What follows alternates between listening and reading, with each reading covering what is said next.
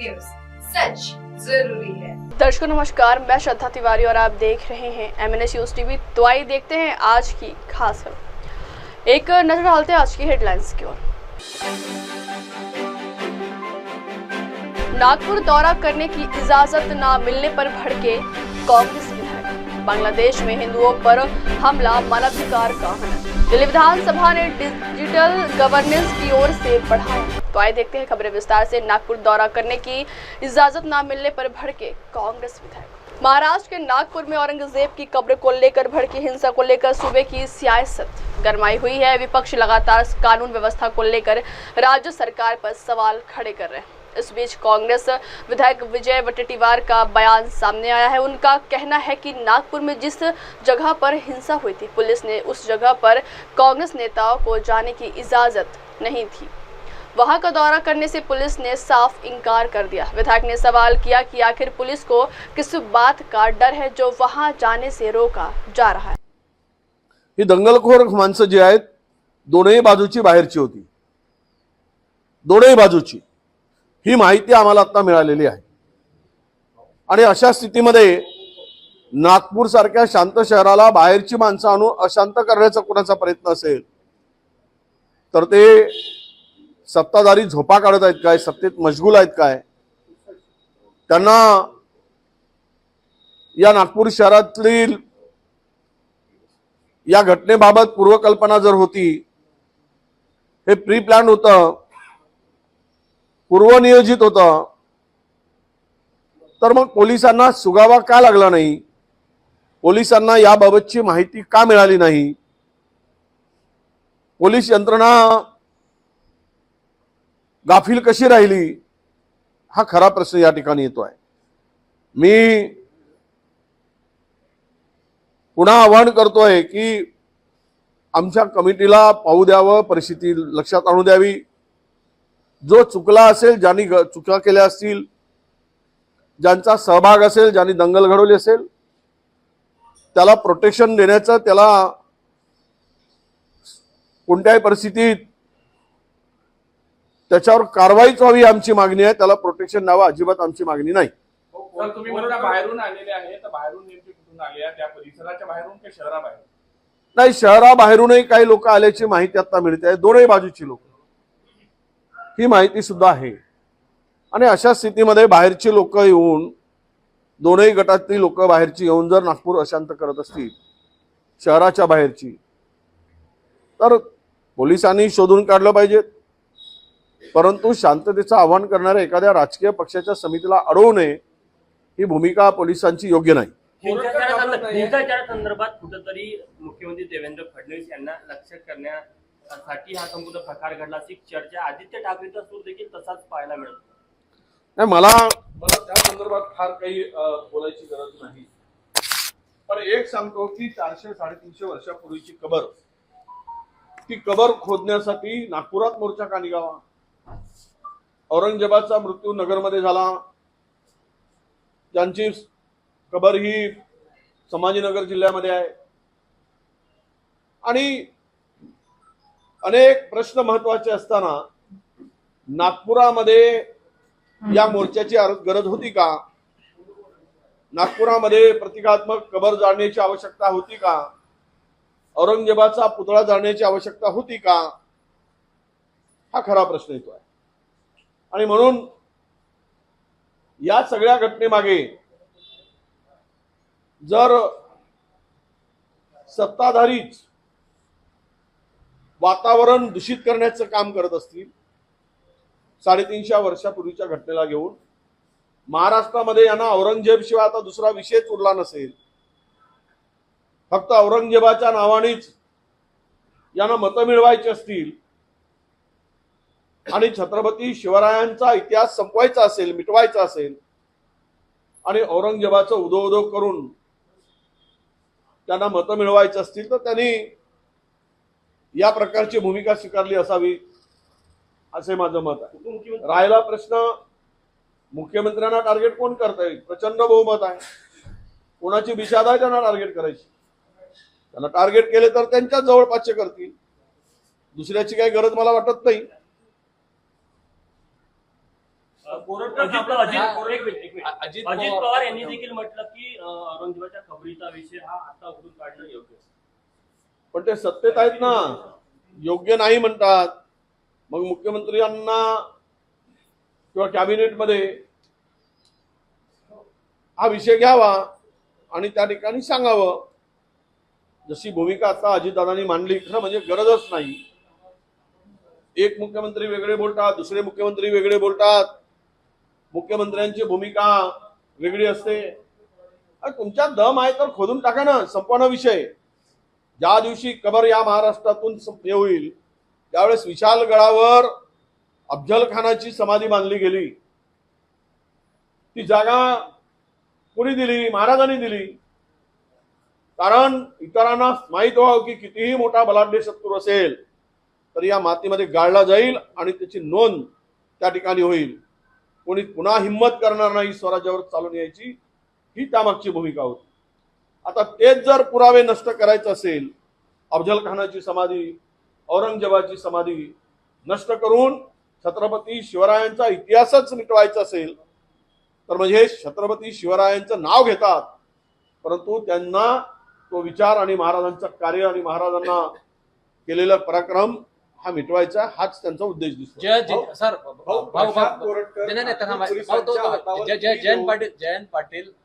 पाटील अजित पवार यांची बंदद्वार चर्चा झालेली आहे. परवाच देवेंद्र फडणवीस आणि जयंत पाटील यांची एक जाहीर मुलाखती आपण पाहिली आहे. त्यामुळे काय जयंत पाटलांकडे तुमचं बारीक लक्ष आहे का? तुमचे मित्र आहेत, सहकारी तुमचे आहेत? मला वाटतं की कोणी काही बोललं, चर्चा केली, भेटली. आता मी पण भेटून आलो एकनाथजी शिंदेना. म्हणजे काय, ते राजकीय चर्चा समजायची. मला आता अजितदादांच्याकडे काम आहे, मी भेटणार आहे सोमवारला. म्हणजे काय आम्ही भेटायचंच नाही सरकारमधील मंत्र्यांना, उपमुख्यमंत्र्यांना, मंत्र्यांना, सीएम, मुख्यमंत्र्यांना? मी मुख्यमंत्र्यांची भेट घेतली. मला कळत नाही की विरोधकांनी आता आपल्या मतदारसंघातले कामं करूच नये आणि सत्ताधाऱ्यांना भेटूच नाही. काही गोष्टी बोलायच्या असतात, विकासाच्या सगळ्याच्या पुढे बोलू शकत नाही. केली असेल चर्चा, झाली असेल, आणि यावरून काहीतरी राळ उठवणं आणि पुन्हा विरोधकांना कमजोर करणं हे योग्य नाही असं माझं मत आहे. संजय राऊत असे बोललेले की आम्ही पण गद्दारांची कधी भेटत नाही, आमच्याकडे वसंतदाय शुगर सारखे असे संस्थान पण नाही. नसतील ना, त्यांचे संस्थान नाही आहे. संजय राऊत म्हणतात ते खरं आहे. ज्या साखर कारखान्यावर 10,000 हजार कुटुंब पोचले जातात तिथले काय अडचणी असू शकतात. ज्या संस्था चालवता हजारो पोरांना शिक्षण त्यातून मिळतं, त्या संस्थांचे काही प्रश्न असू शकतात. त्यामुळं ज्यांना त्यांना सोयीचं बोलावं हे योग्य नाही. आणि विरोधक आणि सत्ताधारी ठीक आहे, पक्ष पडले, हे झालंय, सगळं वातावरण महाराष्ट्राला माहित आहे. परंतु आम्ही काय एकमेकाचे दुश्मन आहोत काय? की सत्ताधारी आणि विरोधक एकमेकाचे कपडे फाळायसाठी आणि एकमेकाला भोसकून मारायसाठी आम्ही एकमेकाच्या विरोधात बसलो काय? त्यामुळे ह्यावर चुकीचं भाष्य करणं मला वाटतं योग्य नाही. कुठेतरी विदेशात पडून गेल्याची चर्चा आहे. त्यातल्या त्यात आता एक बातमी येत आहे की कोल्हापूर पोलिसांना तपासासाठी नागपूर पोलीस सहकार्य करतात. दिशाभूल करण्याचा प्रयत्न होतो असंही म्हटलं जात आहे. जाणून बुजून जुने फोटो व्हायरल केले दुबईचे. आता ते मला माहित नाही, कारण फोटो तर मी पण पाहिले. तो दुबईचा आहे की सिंगापूरचा आहे? तसंही प्रशांत कोरटकरांना कोण रोखू शकतं? IAS IPSच्या बदल्या करणारा माणूस, त्याला कोणाची भीती आहे? त्यामुळेच तो महाराजांना अपमान करणारे वक्तव्य करतो ना, आणि त्याला पकडलं जात नाही. बिनधास्त फिरतो तो. सोलापूरकर असेल, कोरटकर असेल, ही पिलावळ कुणाची? हे सत्तेबरोबर असणारी पिलावळ नेहमी महाराजांचा अवमान करत असतात. आपण याच्यावर कारवाई होत नाही. आता तो परदेशात पडून गेला असेल तर मला वाटतं एका चॅनलने आत्ताच त्याचा उल्लेख मी वाचत होतो. चॅनलने म्हटलं की तुरी देऊन पळाला. जो पोलिसाकडून नेहमी तुरी घेतो बदल्यांसाठी, तो तुरी देऊन कसा पळेल? आणि त्याची ताकद आहे पोलिसांच्या हातावर तुरी देऊन पळायची. पण असेही काही बातम्या करतात, पोलिसांना तुरी देऊन तो नाही पळाला, त्यांनी तुरी पोलिसांना, पोलीस त्याला तुरी देऊन त्याला पळवले. असं म्हणलं तर सत्य नाही, ते वास्तविकता सांगत नाही आणि एवढंही लावून सांगणं करणं योग्य नाही. ज्याने महाराजांचा अपमान केला खरं तर त्याची जीभ छाटली पाहिजे. तो पुन्हा बोलताच कामा नये. छत्रपती शिवरायांचा दाखवायचे दात वेगळे आणि खायचे वेगळे ठेवू नका. अशा पद्धतीनं परवा एक प्राध्यापक मगरांचं स्टेटमेंट आलं, साहित्यिक आहेत, त्यांनी उत्तम सावरकरजींच्या पुस्तकातले दाखले दिले. त्याच्यावरूनही त्यांना मला कळत नाही की तुम्ही कुणाच्या बाजूने बोलताय. खरं तर सावरकरजींनी, वीर सावरकरांनी पहिल्यांदा महाराजांचा अवमानच केला होता, नंतर त्यामध्ये त्यांनी दुरुस्ती केली. होऊ शकतं. आता यावरून वाद काय असू शकतो. त्यांनी त्या संदर्भात त्यांची भूमिका मांडली, झालेली चूक मान्य केली. आता याही संदर्भात जर पुन्हा वाद होत असतील तर मला वाटतं की महाराष्ट्रामध्ये आता बाकीचे कामं काही उरले नाहीत. औरंगजेब, कबर आणि हिंदू मुसलमान मस्जिद मंदिर एवढंच करा आणि जनतेला भिकेला लावा, बेरोजगारांना उद्ध्वस्त करा, शेतकरी आत्महत्या करू द्या मरू द्या आणि महाराष्ट्राला उद्ध्वस्त करताना तुम्ही हसत राहा आणि औरंगजेब करत राहा. एवढाच त्याचा अर्थ फोटो जे आहेत ते पोस्ट केले जाते आणि तपास जो आहे तो भटकवला जातो. त्याचा सल्लागार कोण असेल आणि त्याला कोण पाठीशी घालत असेल स्थानिक पोलीस सहकार्य करत नाही असा देखील एक कुणाला कोल्हापूर पोलिसांना नागपूर पोलीस तपासासाठी सहकार्य करत नाही. साहेब नागपूरकरचा एक कोरटकर कधी कधी मोठ्या मोठ्या लोकांना जाऊन भेटतो, मुख्यमंत्र्यांना भेटतो, अमित शहाजींना भेटतो, पंतप्रधानांशी हातमिळवणी करतो. त्यामुळे नागपूर पोलिसांना माहित असेल अरे हा फारच जवळचा आहे सत्तेच्या, हात घातलं तर आपल्यावर हात घालतील म्हणून घाबरले असतील.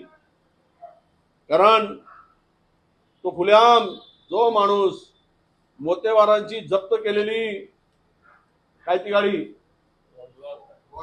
रोल रॉयल्स 12 कोटीची 15 कोटीची बिनधास्त घेऊन फिरतो, ड्रायव्हिंग करतो, ज्यांनी 50,000 कोटी रुपये महाराष्ट्रातले बुडवले, जनतेचे 22 लाख खातेदारांचे पैसे बुडवले, त्यांची गाडी फिरू शकतो.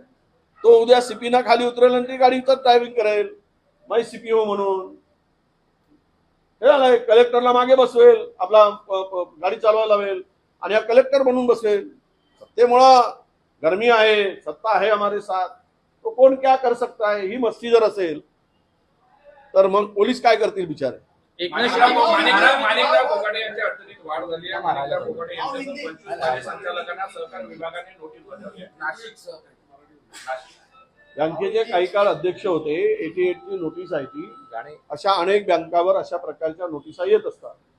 त्यामुळं मला वाटतं की ते काय अडचणीत येतील असं नाही. आतापर्यंत महाराष्ट्रातल्या 10-15 बँकावर अशा प्रकारच्या नोटिसा येतात, काही अनियमिततेच्या येतात, चौकशी होते, खुलासा होतो आणि ते तर आता सत्तेत आहेत. त्यामुळे कुणाची वाढ आणि कुणाची अडचण, जनतेचीच अडचण होणार आहे, कुणाची अडचण होत नाही या राज्यात.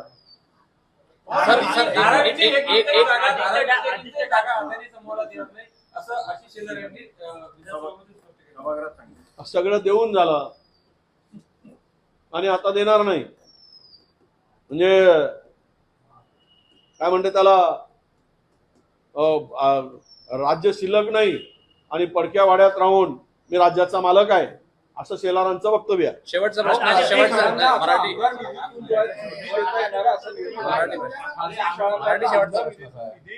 देता येणार असं निर्णय सरकारने घेतला नाही आहे ना. खाजगी शाळांमध्ये सुद्धा मुलं शिकतात की काय, मग त्यात अडचण आहे.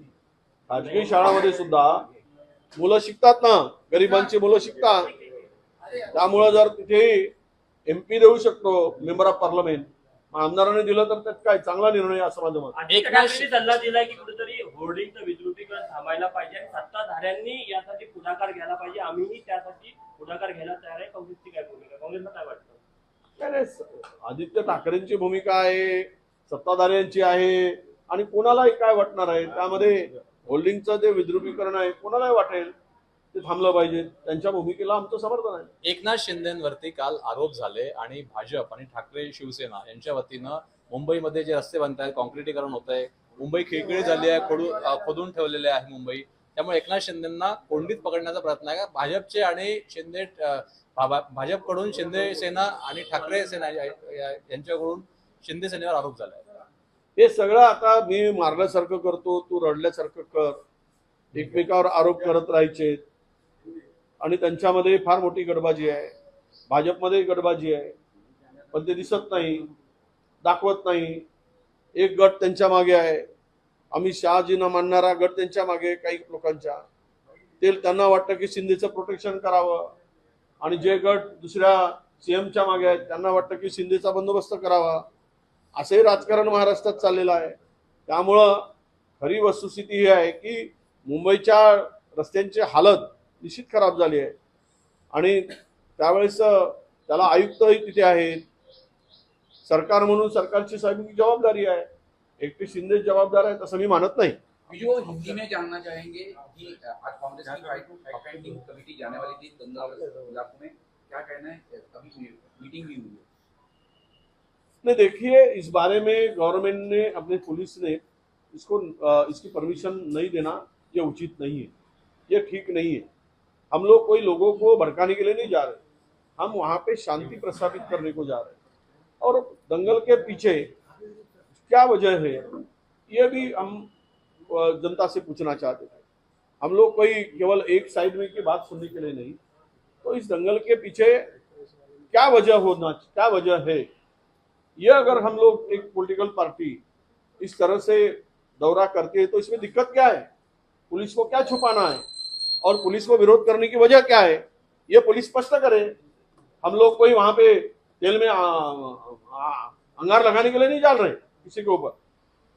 तो मुझे लगता है कि प्रेशर के अंदर में कांग्रेस के शिष्टमंडल को इसीलिए पुलिस ने परमिशन नहीं दी. दिशा सलियान मामले में जिस तरह से आरोप हो रहे हैं, अचानक से दिशा सलियान मामला जो है वो ये सामने कहां से आ गया और इस पर आपके सहयोगी पार्टी के नेताओं पे आरोप हो रहे हैं. दिशा सलियान मामले में क्या भूमिका है कांग्रेस की? नहीं, क्या भूमिका होने का सवाल ही नहीं. एक बार सीबीआई से बढ़कर एसआईटी बड़ी है क्या? अब हमारी देश की संस्था कौन सी बड़ी है? सीबीआई. सीबीआई ने अगर क्लीन चिट दिया है तो उसको बार बार कुरेदने की जरूरत क्या है? जब कोई मामला हाथ में नहीं होता तो ये मामला आ जाता है. अब कबर चली नहीं, बाबर चला नहीं तो बाबर नहीं चला, कबर चली नहीं, औरंगजेब चला नहीं तो दिशा सलियान आ गई. बाकी मुद्दों को भटकाने के लिए इस तरह से नए नए मुद्दों को सामने लाकर लोगों को गुमराह करने का काम यह केवल हो रहा है. मुझे लगता है कि इसमें आदित्य का कोई संबंध नहीं है. नागपुर की जो घटना है उसमें सरकार फेल्योर हुई है. नहीं, नागपुर की घटना बोले तो सरकार फेल्योर है, पुलिस भी फेल्योर है, प्रशासन भी फेल्योर है. जब पुलिस को 1.5 घंटे से पुलिस को बुलाया जा रहा था, 2 घंटे से, तब पुलिस क्यों नहीं पहुंची? ये इतना बड़ा हादसा नहीं होता था. और जब ये औरंगजेब के कब्र को जलाया जा रहा था, वो हरा कोई कलर का, उसके ऊपर कोई दरगे की चादर थी ऐसा सुना है. सच क्या है मुझे नहीं मालूम, पर जो देखा है फोटो उससे मैं बता रहा हूं. तो उस वक्त अगर पुलिस वो करने नहीं देती और वहां पे पुलिस बंदोबस्त तगड़ा करते तो ये आगे का बात जो हुई है उस बारे में पुलिस को रोकने के लिए पर्याप्त पुलिस बंदोबस्त वहां पे रखने की आवश्यकता है. आपने कहा है कि उसमें दोनों तरफ बाहर से आए हुए हैं लोग थे, ऐसा. हाँ, ये तो मालूमात हो रही है. अब पुलिस भी बोल रही है. देखो वहां पे कितना कॉन्ट्राडिक्ट ये स्टेटमेंट आ रहे हैं इनके. हमारे उप मुख्यमंत्री शिंदे जी ने बोला कि वहां पेट्रोल पंप था, वहां तो था ही नहीं. और जो पत्थर थे पहले प्री प्लान से, तो सीपी ने कहा कि वो पत्थर तो कोई मकान के पत्थर है जमा किए वाले. तो इससे क्या है कि देखो, किसी समूह को, किसी धर्म को टारगेट मत करो. जो दोषी है, हिंदुस्तान तो सबके लिए है, किसी का एक का नहीं है. तो इस तरह से न्याय की भूमिका रखो, कानून से काम होना चाहिए, कानून से कार्रवाई होनी चाहिए, ये हमारी भूमिका है. क्या औरंगजेब की कब्र पे जो जिस तरह से माहौल बन रहा है, उनकी कब्र बाहर फेंक देना चाहिए, ये सही से? नहीं, कब्र उखाड़ने से क्या होगा? बच्चों को रोजगार मिलेगा, महंगाई घटेगी, डॉलर की कीमत, डॉलर की तुलना में रुपया की कीमत बढ़ेगी क्या? ये सब बकवास बातें हैं. जो कबर है वो महाराज के इतिहास को, पराक्रम को, एक वो महाराष्ट्र देश को दुनिया के सामने वो कबर इतिहास को दोहराता रहता है, इतिहास को याद दिलाते रहती है। जिसने 27 साल महाराष्ट्र के भूमि पर शिवाजी महाराज, संभाजी महाराज, महारानी ताराबाई, इनको पूरी जिंदगी उसने गवा दी, फिर भी स्वराज्य को नष्ट नहीं कर पाए। तो उसकी वो एक याद है कि देखो तुम पूरी जिंदगी लगा दोगे तो भी इस स्वराज्य पे आंच नहीं आ सकती, ना तो हमको हरा सकते हैं। ये मैसेज देने वाली वो कबर है। और इससे कोई फायदा होगा 350 साल पहले की कबर को खोद के, मुझे इसमें केवल और केवल राजनीति दिखती है और धर्म के नाम पर रोटियां सेकने का काम यही इसमें से दिखता है। एक लास्ट पर कल अमित शाह ने संसद में कहा है आतंकवाद, नक्सलवाद ये पुरानी सरकार की देन है। ऐसा है, अमित शाह जी आज जो बोल रहे हैं वो उस पीरियड में होते तो वो क्या करते, इसका भी जवाब मिलना चाहिए। सवाल यही है कि आतंकवाद हो, ये हो, अरे इस देश में कांग्रेस ने 2 पंतप्रधान गवाए हैं, शहीद हुए, इसके लिए, देश के लिए। नेहरू जी का इतिहास जरा याद करिए कि पूरी जिंदगी उन्होंने और पूरी प्रॉपर्टी उनके पिताजी ने देश के लिए पूरी दे दी थी। उस वक्त, उस समय में देश को चलाना, जेब खाली थी, अब जेब भरी है तो बातें होती है, जेब खाली थी तब देश को चलाया, झिरो से हीरो बनाया था। तो ये बातें जो सगळ्यात मोठं कारण होतं असं रिसर्चनं म्हटलं आहे। आहे ना, महाराष्ट्रात कोविड होता, 18 महिने महाराष्ट्रामध्ये कोविडमध्ये आमचं सरकार, त्यावेळेस आम्ही अडचणी संकटात मात करून चालवलं। अनेकांचे जीव त्या ठिकाणी गेले, प्रयत्न काय केले हे सगळ्यांची नोंद घेतली, म्हणजे केंद्राने घेतली, सगळ्यांनी घेतली, देशाने घेतली, जगाने घेतली त्याची नोंद। पण हे एवढे उद्योग जे काही बंद पडले किंवा छोटे मोठे, खरं तर त्यावेळेस आधी लोक स्थलांतर करत होते आणि अशांना आर्थिक मदत करण्याची आवश्यकता किंवा त्यांना उभं करण्याची आवश्यकता सरकारकडे असायला पाहिजे। आमचा तर काळ कोरोनामध्येच गेला, आमच्याकडे त्यावेळेस म्हणजे तिजोरीमध्ये पैसेच येत नव्हते। आता बिचारी हे जे काही झालंय ते खरं आहे की कोरोनाच्याच मुळे झालंय। अशांना पुन्हा बूस्ट करण्यासाठी त्यांना, नाहीतर प्रचंड लोकांमध्ये या संदर्भात म्हणजे काय म्हणतात त्याला, व्यवसाय उद्ध्वस्त होण्याची पाळी निर्माण होईल। मोदी 30 तारीख को नागपुर में आरएसएस का संसार लास्ट आरएसएस का संसार पूरे हो रहे हैं। माधव नेत्रालय के उद्घाटन के लिए आ रहे, ऐसा हमने सुना है। तो पंतप्रधान कोई आना कोई बड़ी बात नहीं है, वैसे भी पंतप्रधान दुनिया घूमते हैं, तो नागपुर आ रहे तो अच्छी बात है, कुछ नागपुर को दे जाए। रहा सवाल आरएसएस के मुख्यालय में जाने का, तो हो सकता है कि आगे की रणनीति के लिए वो जाए, उनकी मातृ संस्था है आरएसएस, ये कोई छुपा थोड़ी है कि आज आरएसएस छाती पे हाथ रख के, छाती ठोक के कहती है कि महाराष्ट्र की सत्ता हमने लाई है, जनता ने थोड़ी लाई, आरएसएस ने लाई है। ये तो मोदी जी को भी मालूम है कि महाराष्ट्र की सत्ता आरएसएस ने लाई है, इसलिए मिलने जा रहे होंगे। पिछले बार भी सरकार नहीं आ रही थी, आरएसएस उतरी करके सरकार आई, ऐसे भाजपा के लोग बोलते हैं। तो जनता केवल वोट डालती है, सत्ता तो वो लाते हैं, इसलिए मिलना कोई गलत बात नहीं है। आपल्यासोबत आहे अगली खबर, बांग्लादेश में हिंदुओं पर हमला मानवाधिकार का हनन। बांग्लादेश में हिंसा और अल्पसंख्यकों पर हमले पर राष्ट्रीय स्वयंसेवक संघ की अखिल भारतीय प्रतिनिधि सभा ने चिंता जताई और हिंदुओं को एकजुट रहने का आह्वान किया। आरएसएस की ओर से जारी बयान में कहा गया है कि अखिल भारतीय प्रतिनिधि सभा बांग्लादेश में हिंदू और अन्य अल्पसंख्यक समुदायों पर इस्लामी कट्टरपंथी तत्वों द्वारा लगातार हो रही सुनियोजित हिंसा, अन्याय और उत्पीड़न पर गहरी चिंता व्यक्त करती है। यह स्पष्ट रूप से मानवाधिकार हनन का गंभीर विषय। बयान में कहा गया है कि बांग्लादेश में वर्तमान सत्ता पलट के समय मठ मंदिरों, दुर्गा पूजा पंडालों और शिक्षण संस्थानों पर आक्रमण, मूर्तियों का अनादर, नृशंस हत्याएं, संपत्ति की लूट, महिलाओं के अपहरण और अत्याचार, बलात्कार जैसे अनेक घटनाएं लगातार सामने आ रही हैं। अगली खबर, दिल्ली विधानसभा ने डिजिटल गवर्नेंस की ओर से बढ़ाया कदम।